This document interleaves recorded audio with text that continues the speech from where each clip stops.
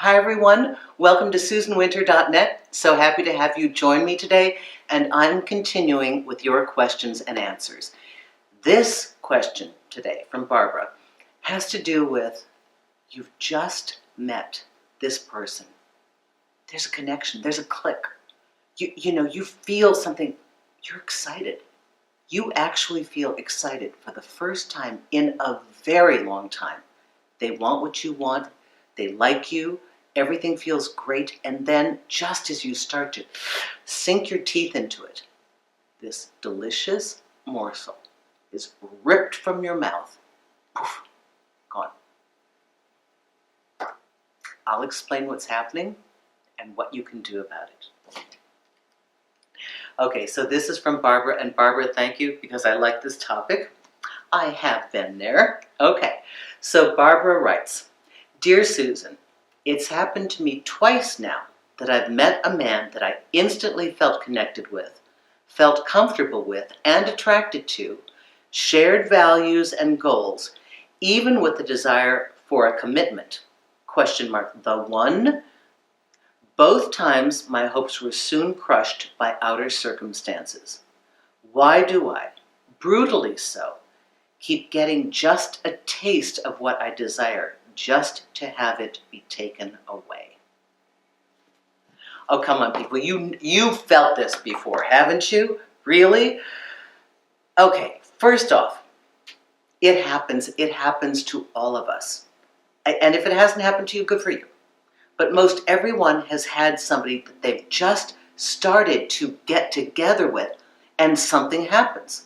Something happens. They're transferred across the world. Something happens. These are outer circumstances. So Barbara, you could be happy about that. But something goes awry. Something completely unexpected comes into the scene that, for which you had no preparation, and maybe they had no preparation either. Or maybe there's more to it. So this is the Susan take on it. First of all, I've been there. I wrote about this. The article I wrote, I entitled Lovers and Chicken Bones. And the spark for that article, and I'll include the link down here below in the description, was because I had the big version of Nika, the little white dog that you see. I had a 60-pound Samoyed, white sled dog.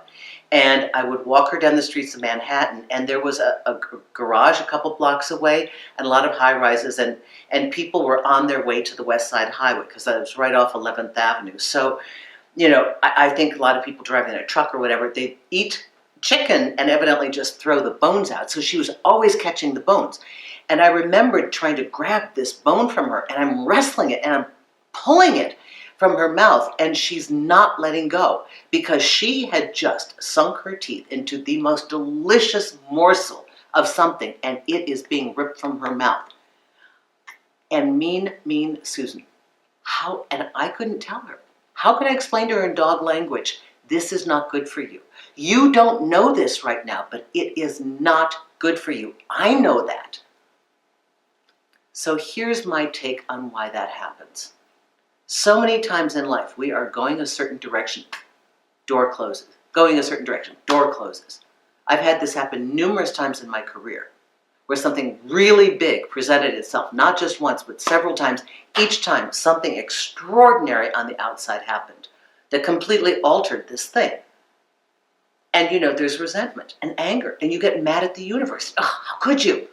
How is this a loving universe when you behave like this? Why do you taunt me? Why would you give me something that you just dangle in front of me? Then you callously rip away. Where is the justice in life? Where's my God when I want them?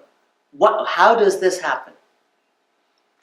So I think back on my dog. And I think back to this higher perspective that I guess it's my only solace because it actually does make sense to me. At that moment in time, we don't know the full details of the flip side of that. All we're sensing is the excitement of just biting down on something that looks delicious, seems delicious, appears delicious. But is it? An opportunity that seems like this is it, this is all I've ever wanted. But if our life went in that course, would it? Would it be all that we think it's going to be? Or would it lead us someplace else? I have to believe that the universe is wise and that every challenge that comes our way is here to refine us and make us stronger. And that everything that is ripped out of our path, that there is some purposeful reason for that. And that instead of being resentful and fighting it, and poor Barbara, twice in a row, I don't know. But here's another analogy. If you don't like me trying to save my dog, but she doesn't understand my language because I'm a human and I don't speak dog, and the difference between our mentality of what we can understand about the damage a chicken bone would happen to her intestines, I can't explain to her. She would have to have faith. She would have to trust that her master truly has her best interest. Or there's another version of that, and you might have heard me talk about it, the conveyor belt. The conveyor belt. So imagine all the little partners going down the conveyor belt. They've got their little arms, their little legs, their little face, their little eyes, prospective partners for you. And the one you want, the one you grab that you want, somehow falls off the conveyor belt. It's not fit for you. For you, it's going to be defective.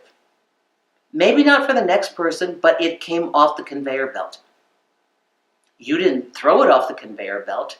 It flew off the conveyor belt. Again, we have to trust. We have to trust that there are things we cannot see and do not know, that from that first sniff, that first bite, or the first grab, that there's a backside to that. There's a direction our blueprint is trying to avoid. So instead of feeling disheartened, we don't know they were the one, Barbara. They smelled like the one, they looked like the one, they sounded like the one. Year 5, maybe they're the one. First couple dates, that's a big leap. So there are times in our life when it's not us. Yes, it could be partner selection, but exterior things happen. And we can rail against it and develop resentments, curse the universe, curse God, curse the way things are. Or open our minds to the possibility.